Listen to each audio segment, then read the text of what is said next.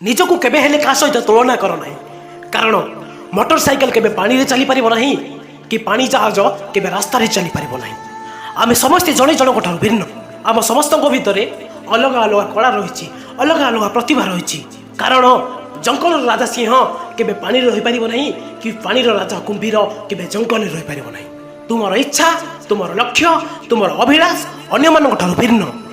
ଅନ୍ୟମାନଙ୍କ ଠାରୁ ଭିନ୍ନ ହେବା ତୁମର କୌଣସି ମିଛ କାମ ନୁହେଁ, ବରଂ ସଫଳତା ପାଇବାର ଏକ ନୂଆ ରାସ୍ତା। ଯିଏ ତୁମକୁ କହୁଛି କି ତୁ ତ ଜୀବନରେ କିଛି କରିପାରିବୁନି, ତ ତାକୁ କହିବା ପାଇଁ ଦିଅ।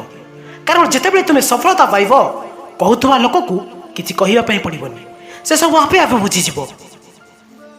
ତେଣୁ ଜୀବନରେ କେବେ କାହା କଥାକୁ ନେଇ ହାରିଯାଅ ନାହିଁ।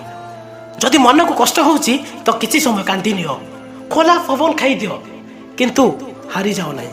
କାରଣ ଏ ଜୀବନର ସଂଘର୍ଷରେ ଯିଏ ଥରେ ହାରିଗଲା ସେ ତା ଜୀବନ ସାରା ହାରିଗଲା। ତୁମେ ତୁମ ନିଜ ଉପରେ ଆତ୍ମବିଶ୍ୱାସ ରଖ ଯେ ମୁଁ ଏ କାମ କରିପାରିବି।